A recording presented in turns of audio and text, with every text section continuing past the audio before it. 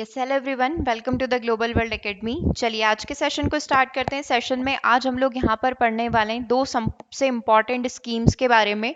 सबसे पहली स्कीम है आपकी एनआरएचएम के बारे में और सेकंड हम लोग यहाँ पर पढ़ने वाले हैं आईसीडीएस के बारे में।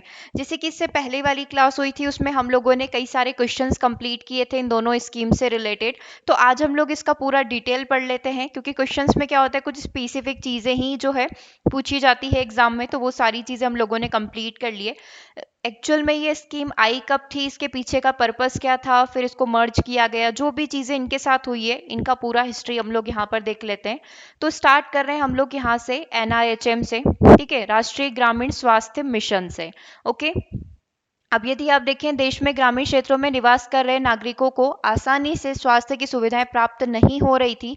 दैट्स वाई जो है इस स्कीम को लॉन्च किया गया था। अगर आपसे पूछा जाए कब लॉन्च किया गया था, तो 12 अप्रैल 2005 को जो है इस मिशन की शुरुआत की गई थी। शुरुआत में ये केवल ग्रामीण मिशन था, फिर इसके बाद जो है इसका एक और मिशन लाया गया जिसमें अर्बन शहरी क्षेत्रों को इंक्लूड किया गया। ठीक है, तो अभी हम लोग बेसिक से पढ़ रहे हैं। तो 2005 अप्रैल 12 को इसकी शुरुआत हुई थी। ठीक है, आगे अपन बात करें राष्ट्रीय ग्रामीण स्वास्थ्य मिशन के माध्यम से देश के ग्रामीण क्षेत्रों में रह रहे नागरिकों को स्वास्थ्य सुरक्षा प्रदान करने के लिए इस मिशन को सभी देश के जो राज्य हैं उसमें लागू किया गया था। ठीक है, इस मिशन को विशेष रूप से देश के आर्थिक रूप से कमजोर और ग्रामीण परिवार की महिला, बच्चों और बुजुर्गों को बेहतर स्वास्थ्य देने के लिए शुरू किया गया है। अब जो मोस्टली क्वेश्चन आपके बनते हैं, जैसे कि सिलेबस में भी मेंशन किया गया है कि 6 नंबर में ये क्वेश्चन आपसे पूछे जाएंगे इन दोनों स्कीम से रिलेटेड स्पेसिफिक। ये दोनों स्कीम आपसे 6 नंबर में पूछी जाएगी। अब यहाँ पर एक कंफ्यूजन क्रिएट होता है कि ये जो राष्ट्रीय ग्रामीण स्वास्थ्य मिशन है और ऐसे ही एक और स्कीम है आईसीडीएस करके, ये किन लोगों के लिए है। तो अगर आपसे पूछे राष्ट्रीय ग्रामीण स्वास्थ्य मिशन, तो जितने भी आर्थिक रूप से कमजोर व्यक्ति हैं, जो भी महिलाएं हैं, ग्रामीण परिवारों की, बच्चे हैं, बुजुर्ग हैं, उन सभी के लिए है। जैसे कि आईसीडीएस में क्वेश्चन आपसे पूछा गया था कि आईसीडीएस स्कीम किन लोगों के लिए है, गर्भवती महिलाओं के लिए, नवजात शिशु के लिए, किशोरी बालिकाओं के लिए, या फिर 50 वर्ष से अधिक उम्र की महिलाओं के लिए। तो अपन ने देखा है कि ये बुजुर्गों के लिए नहीं है, या फिर जिनकी आयु 50 वर्ष से ज़्यादा हो गई है उनको आईसीडीएस यहाँ पर कवर नहीं करता है। मतलब आईसीडीएस में जितनी भी स्कीम्स है वो यहाँ पर 50 वर्ष से अधिक उम्र के लोगों के लिए एप्लीकेबल नहीं है। ठीक है, तो इस चीज़ का ध्यान रखना, दोनों में डिफरेंस आप ध्यान रखना। आगे बात करते हैं, नेशनल हेल्थ रूरल मिशन जो है देश के नागरिकों को बेहतर स्वास्थ्य सेवा प्रदान करने के लिए केंद्र सरकार द्वारा उठाया गया महत्वपूर्ण कदम यहाँ पर माना जाता है ना। सेंट्रल गवर्नमेंट की साइड से ये स्कीम लॉन्च की गई है। इस मिशन के माध्यम से देश के सभी राज्यों के नागरिकों को जो ग्रामीण और दूरदराज के इलाकों में निवास करते हैं उनको सारी चिकित्सा सुविधाएं उपलब्ध करवानी है। ठीक है, चाहे वो आंगनबाड़ी के थ्रू हो, आशा के थ्रू हो, कोई भी जो हमारे पास रिसोर्सेज अवेलेबल होते हैं उनके थ्रू। राष्ट्रीय ग्रामीण स्वास्थ्य मिशन का आरंभ केंद्र सरकार ने 2005 में किया था। इसके बाद 2013 में इस मिशन को ग्रामीण इलाकों के साथ साथ शहरी क्षेत्रों में भी लागू कर दिया गया।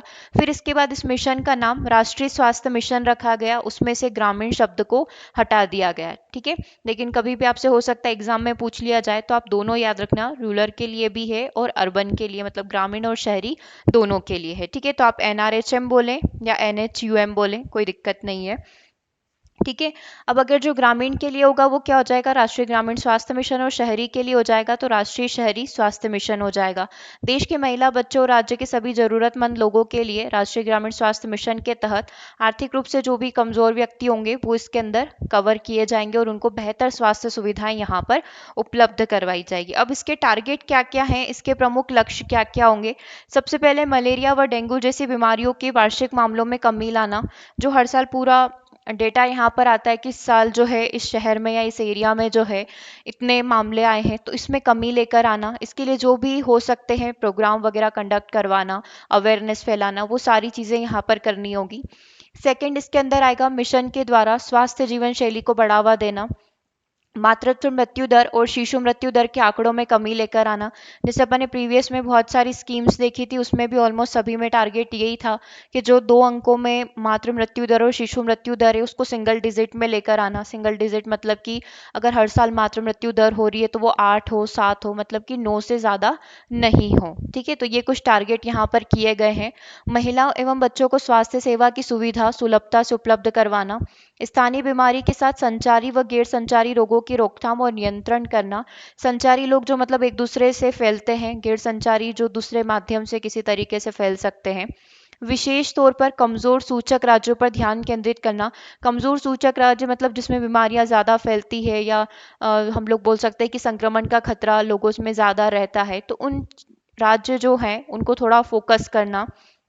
वैकल्पिक औषधि पद्धतियों को प्रोत्साहित यहाँ पर करना। पंचायती राज संस्थानों का सुदृढ़ीकरण करना। आशा की सहायता से स्वास्थ्य देखभाल को बढ़ावा देना। तपेदिक क्षय रोग जैसे रोग जो होते हैं इनकी रोकथाम यहाँ पर करना। स्वास्थ्य देखभाल में घरेलू जेब खर्च में कटौती हो, दैट मीन्स ज़्यादा खर्चा नहीं आए, है ना, स्वास्थ्य देखभाल के लिए। समस्त राष्ट्रीय ग्रामीण बच्चों का टीकाकरण करवाना और इस चीज़ को सुनिश्चित करना कि सभी बच्चों में वैक्सीनेशन यहाँ पर टाइम से हो रहा हो। ठीक है, जनसंख्या स्तरीकरण, लिंग और जनसंख्या में संतुलन यहाँ पर बनाए रखना। पेयजल, सुलभ शौचालय, इन सब की व्यवस्था जो है करना, ये सारी सुविधाएं उपलब्ध करवाना राष्ट्रीय ग्रामीण स्वास्थ्य मिशन के अंतर्गत यहाँ पर NHRM के अंदर यहाँ पर कंसीडर किया जाता है। ठीक है, नेशनल हेल्थ रूरल मिशन। चलिए आगे बात कर रहे हैं राष्ट्रीय ग्रामीण स्वास्थ्य मिशन की कार्यनीतियाँ क्या है, ये कैसे काम करती है, मतलब इतने सारे टारगेट इनके पास हैं तो ये इनको कंप्लीट कैसे करेंगे, ये इनको अचीव कैसे करेंगे। तो ग्रामीण स्वास्थ्य केंद्रों को मजबूत एवं सुविधाएं उपलब्ध करवाना, जो ग्रामीण स्वास्थ्य केंद्र है इस पर ये सारी सुविधाएं उपलब्ध करवाना।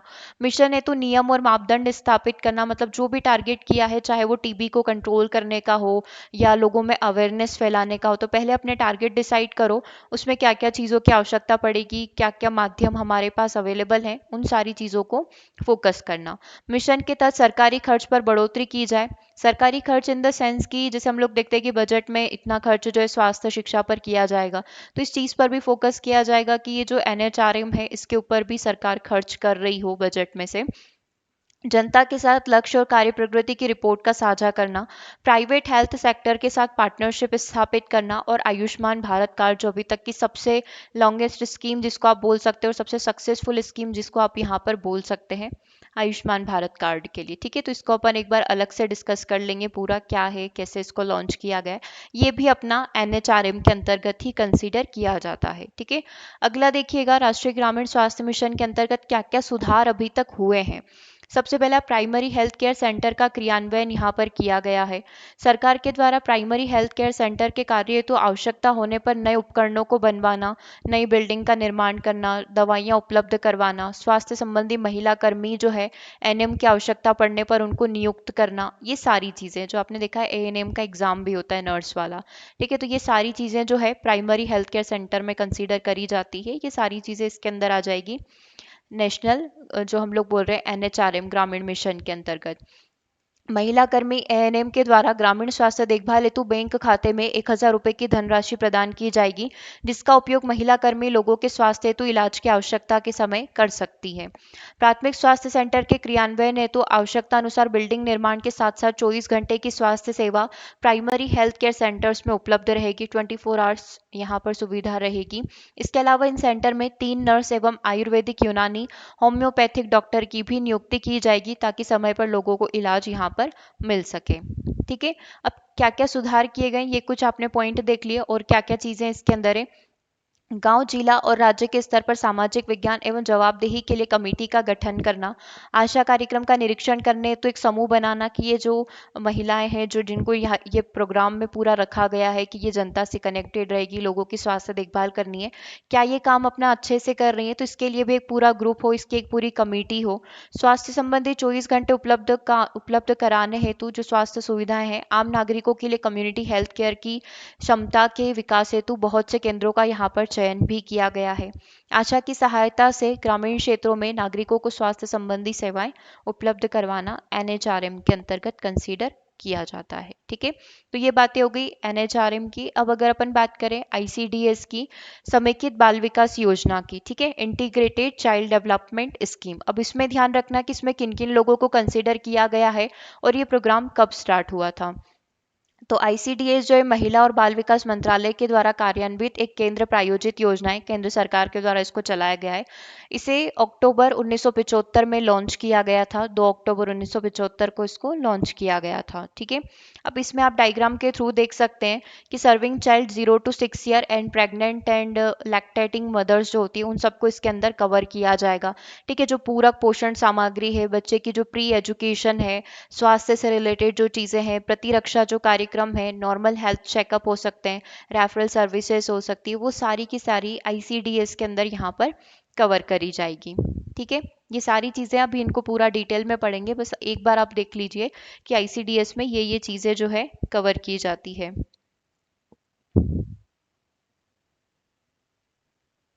ओके, चलिए आगे बढ़ते हैं, नेक्स्ट पॉइंट की बात करेंगे। आंगनवाड़ी सेवा योजना की बात करें, इसमें कौन कौन सी स्कीम है, ये ज़्यादा इंपॉर्टेंट है कि जो आईसीडीएस तो आपने देख लिया कि ये सारे कार्य वो करवाएगा, लेकिन ऐसा नहीं है ना कि एक अकेला एक काम हो कि हाँ रेफरल सर्विस दे रहे हैं, हेल्थ सर्विस दे रहे हैं। तो इसमें कई सारी स्कीम्स हैं जो आईसीडीएस का हिस्सा रहेगी। कौन कौन सी रहेगी? सबसे पहले आंगनवाड़ी सेवा योजना, बचपन की देखभाल और विकास के लिए अनूठा कार्यक्रम है। 0 से 6 वर्ष आयु के बच्चे, गर्भवती महिलाएं और स्तनपान कराने वाली सारी माताओं को इस सेवा का लाभ मिलेगा।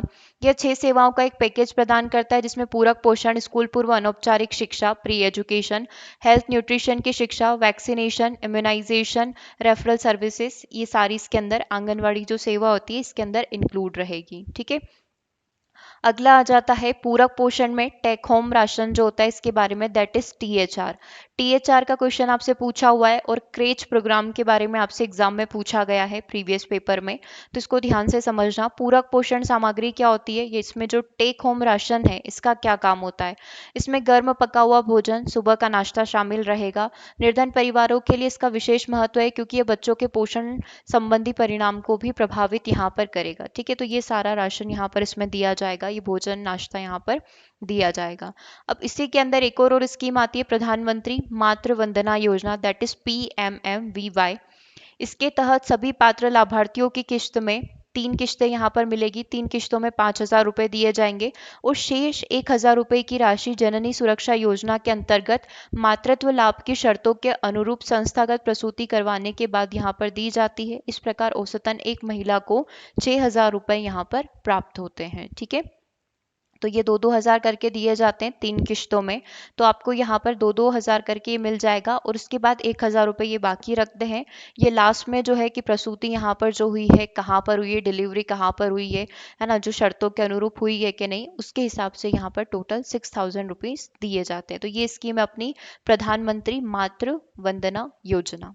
ठीक है, आगे देखते हैं क्रैच योजना क्या है या फिर ये शिशु गृह योजना क्या है ना, नॉर्मली इसको क्रैच प्रोग्राम के नाम से जाना जाता है। इसके तहत जो भी कामकाजी महिलाएं होती है, चाहे वो जॉब पर जाती हो, है ना, कार्य करती हो, तो यहाँ पर उनके बच्चों के लिए ये स्कीम लॉन्च की गई है। इसके तहत कामकाजी महिलाओं के बच्चे जो कि 6 माह से 6 वर्ष की आयु तक के हो सकते हैं को दिन भर देखभाल की सुविधा यहाँ पर उपलब्ध करवाई जाएगी। शिशु गृह 1 महीने में 26 दिन और प्रतिदिन 7.5 घंटे के लिए खुला रहता है, तो जब भी माँ काम पर जाती है अपने बच्चे को क्रैच गृह में छोड़कर जा सकती है। ठीक है, तो ये महीने में 26 दिन यहाँ पर ओपन रहता है, तो संडे को हम लोग स्किप कर सकते हैं।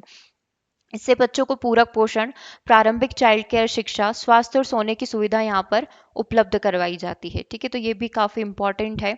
इसकी बात करें किशोरियों के लिए क्या क्या योजना है, तो 11 से 14 आयु वर्ग के स्कूल के अतिरिक्त किशोरियों को पोषण, जीवन कौशल और घरेलू कौशल प्रदान करके उनकी सामाजिक स्थिति को सशक्त बनाने की स्कीम है।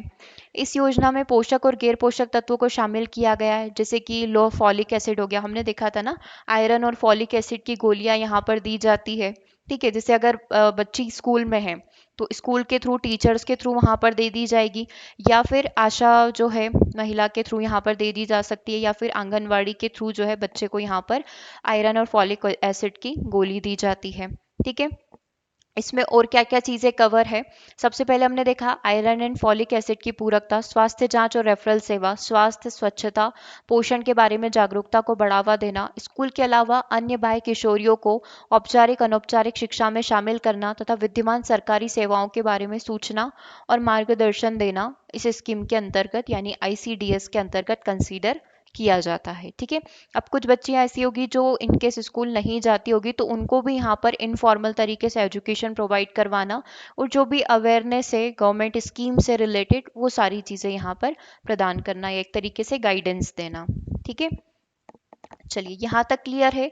किशोरियों के लिए योजना हो गई। अब अपन देख लेते हैं बाल संरक्षण योजना। इसका उद्देश्य कठिन परिस्थितियों में बच्चों के सुधार और कल्याण हेतु योगदान देना है। साथ ही बच्चों के दुरुपयोग, उपेक्षा करना, शोषण करना, परित्याग तथा परिवार आदि से अलगाव का मार्ग प्रशस्त करने वाली कार्रवाइयों को रोकना है। ये सारी चीजें जो है, जैसे अपन ने देखा है कि बच्चों से काम करवाया जाता है, कई सारी चीजें होती है, उनके ऊपर शोषण किया जाता है, तो इन सारी चीजों से बच्चों को प्रोटेक्ट करना बाल संरक्षण योजना के अंतर्गत कंसीडर किया जाता है।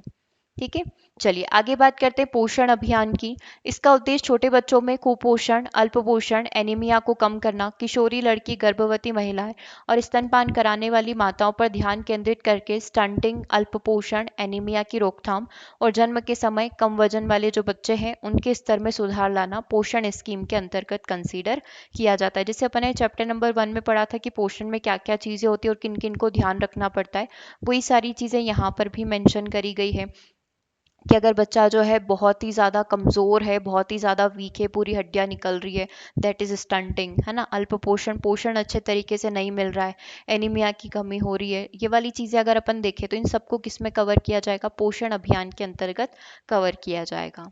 ठीक है, चलिए आईसीडीएस का उद्देश्य क्या है, जैसे अभी अपन ने रूरल मिशन का देखा था, ऐसे आईसीडीएस का भी अपना उद्देश्य है। सबसे पहला वही 0 से 6 आयु वर्ष के जो बच्चे हैं इनको पोषण और स्वास्थ्य नीति में सुधार करना, बच्चों को उचित मनोवैज्ञानिक, शारीरिक और मानसिक सामाजिक विकास की नींव रेडी करना, मृत्यु दर, रुग्णता मतलब कोई यदि बीमारी है, कोई डिजीज है, कुपोषण और स्कूल छोड़ने की घटनाओं को यहाँ पर कम करना, बाल विकास को बढ़ावा देने हेतु विभिन्न विभागों के बीच में नीति और कार्यान्वयन का प्रभावी समन्वय स्थापित करना। ठीक है, माता में उचित पोषण और स्वास्थ्य शिक्षा के माध्यम से बच्चों के सामान्य स्वास्थ्य और पोषण संबंधी आवश्यकताओं की देखभाल करने की क्षमता को बढ़ावा देना, किशोर लड़कियों को सुविधा प्रदान करना, शिक्षित और सशक्त बनाना ताकि वे आत्मनिर्भर और जागरूक यहाँ पर बन सके। ठीक है, तो ये सारे टारगेट किसके अंतर्गत आते हैं, आईसीडीएस के अंतर्गत आते हैं। अब इसी के अंदर और सरकारी योजनाएं भी कंसीडर करी जाती है। जैसे सबसे पहला हो गया अपना राष्ट्रीय स्वास्थ्य मिशन, वही चीज़ें हो गई कि इसमें अपना रूरल भी हो जाएगा और अर्बन भी हो जाएगा, है ना। अब इसको जो है 2013 में शुरू किया गया था, जिसके उप मिशन के रूप में राष्ट्रीय ग्रामीण स्वास्थ्य मिशन और राष्ट्रीय शहरी स्वास्थ्य मिशन को सम्मिलित किया गया। इसको कौन हैंडल करता है या किस डिपार्टमेंट में ये आता है, तो स्वास्थ्य और परिवार कल्याण मंत्रालय जो है इसके द्वारा जो है इस मिशन को शुरुआत किया गया था। तो इसी में आपका रूरल वाला भी आ जाएगा और अर्बन भी आ जाएगा, ग्रामीण और शहरी दोनों आ जाएंगे। कार्यक्रम के मुख्य घटक में प्रजनन, मातृ, नवजात, बाल एवं किशोर स्वास्थ्य जो है सबको कवर कर लिया जाएगा और संचारी और गैर संचारी रोगों के लिए ग्रामीण व शहरी क्षेत्रों में जो प्रणाली है उसको मजबूत करने के ऊपर बल दिया गया है। एक और स्कीम है, ये वाली तो आपने पूरी पढ़ी ली, स्टार्टिंग हमने इसी से करी थी, प्रीवियस वाली जो हम लोग बात कर रहे हैं ग्रामीण शहरी वाली।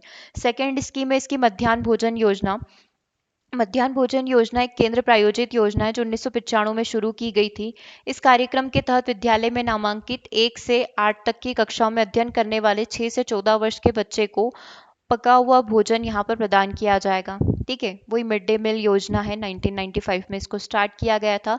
ये शिक्षा मंत्रालय के स्कूली शिक्षा और साक्षरता विभाग के अंतर्गत आता है, मतलब कौन सा डिपार्टमेंट इसको हैंडल करता है ना, ये क्वेश्चन आपसे पूछा जा सकता है। ठीक है, चलिए अगला है अपना राष्ट्रीय पोषण नीति। रणनीति का उद्देश्य सबसे कमजोर और महत्वपूर्ण आयु समूह पर ध्यान केंद्रित करते हुए 2030 तक सभी प्रकार का जो कुपोषण होता है उसको खत्म करना है। इसका उद्देश्य पोषण और स्वास्थ्य से संबंधित सतत विकास के लक्ष्यों के हिस्से के रूप में पहचाने गए लक्ष्यों को प्राप्त करने में सहायता करना है, कि अभी तक हमने जितने भी टारगेट करे हैं जो कि हेल्थ से, न्यूट्रिशन से रिलेटेड होंगे, उन सबको अचीव करने के लिए क्या क्या स्कीम्स बनाई जा सकती है उसके ऊपर ध्यान देना है। इसको किसने लॉन्च किया है, नीति आयोग के द्वारा इसको लॉन्च किया गया है। ठीक है, राष्ट्रीय पोषण रणनीति को। ठीक है, आपको ध्यान होगा जो अपना 1 से 7 सितंबर होता है पोषण सप्ताह के रूप में यहाँ पर मनाया जाता है। ठीक है, अगला इसके अंदर आ जाता है पूरक पोषण आहार। ठीक है, 1 सेकेंड। देखो इसके अंदर क्या आ जाता है, पूरक पोषण आहार आ जाता है। पूरक पोषण आहार क्या है, 6 वर्ष से कम उम्र के बच्चे, गर्भवती व स्तनपान कराने वाली माताओं तथा किशोरियों की पहचान हेतु समुदाय के सभी परिवारों का सर्वेक्षण किया जाएगा तथा साल में कम से कम 300 दिन पूरक पोषण आहार यहाँ पर दिया जाना कंपलसरी रहेगा। पूरे परिवार का डेटा यहाँ पर कलेक्ट किया जाएगा, जिसे जनसंख्या के लिए करते हैं, सेम इसमें यही रहेगा कि डेटा कलेक्ट किया जाएगा कि परिवार में कोई छोटा बच्चा तो नहीं है, महिला तो नहीं है, ये वाली।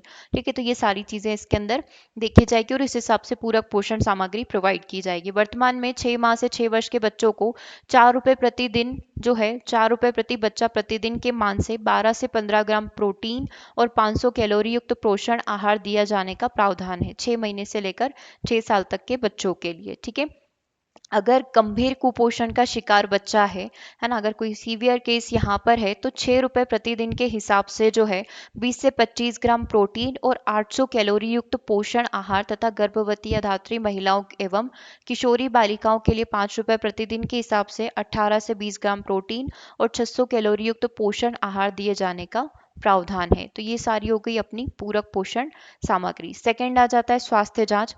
प्रत्येक आंगनवाड़ी केंद्र में प्रत्येक माह के किसी एक मंगलवार या फिर शुक्रवार के दिन एएनएम या फिर स्वास्थ्य जो कार्य करता है वहां पर, उनके द्वारा महिला और बच्चों की जांच की जाती है। स्वास्थ्य जांच के आधार पर स्वास्थ्य में सुधार है तो आवश्यक सलाह हितग्राहियों को यहाँ पर दी जाती है, जो भी यहाँ पर लेना चाहता है। संदर्भ सेवाएं, जो भी रिलेवेंट सर्विसेज यहाँ पर होती है, जैसे कि स्वास्थ्य जांच के आधार पर आवश्यक होने पर महिलाओं एवं बच्चों को खंड चिकित्सा अधिकारी अथवा विकासखंड जिला स्तरीय चिकित्सालय में रेफर किया जा सकता है। मान लो किसी महिला को कोई समस्या है या किसी बच्चे को कोई समस्या है, तो रेफरल प्रोग्राम भी इसी के अंतर्गत यहाँ पर कंसीडर किया जाता है। ठीक है, अब वैक्सीनेशन की बात करें तो प्रति आंगनवाड़ी प्रति माह किसी एक सप्ताह में मंगलवार या शुक्रवार को टीकाकरण के लिए निर्धारित रहता है। उक्त दिवस में एएनएम के द्वारा आंगनवाड़ी केंद्र पर बच्चों, गर्भवती महिलाओं का टीकाकरण करवाया जाता है। ठीक है, तो टीकाकरण का जो टाइम रहता है कि इस साल में ये टीका लगवाना है, उस हिसाब से सप्ताह के मंगलवार या शुक्रवार को यहाँ पर देख सकते हैं। ठीक है, चलिए, ठीक है, तो ये वाला जो टॉपिक था कि हम लोगों को कुछ एजेंसीज के बारे में देखना था कि यहाँ पर ये जो है किस तरीके से कार्य करती है, वो हम लोगों ने यहाँ पर कंप्लीट कर लिया है। इसके बाद कुछ अदर हम लोग बोले कि अभी तो हमने सिर्फ अपने इंडिया की बात करी, ऐसे कई सारी हेल्थ एजेंसीज हैं, जैसे WHO हो गया, यूनिसेफ हो गया, रेड क्रॉस सोसाइटीज़ हो गई, है ना, कई सारी चीज़ें हैं इसके अंदर, तो वो हम लोग ट्राई करेंगे नेक्स्ट सेशन में कंप्लीट करने का। ठीक है, इससे पहले आपकी जितनी भी क्लासेस हुई है उनको एक बार ज़रूर से रिवाइज कर लेना, जल्दी इसकी MCQ सीरीज आने वाली है, तो वहाँ से आपका रिवीजन हो जाएगा। और 500 क्वेश्चन का PDF ऐप पर अपलोड कर दिया गया है, उससे जाकर आप ज़रूर से पढ़ना स्टार्ट कर दें। ठीक है, साथ ही प्रीवियस ईयर पेपर्स भी अवेलेबल हैं, उनसे भी आप यहाँ पर प्रैक्टिस कर सकते हैं। ओके, चलिए, तो आज के सेशन को यहीं ओवर कर रहे हैं, मिलेंगे हम लोग नेक्स्ट सेशन में। Thanks for watching.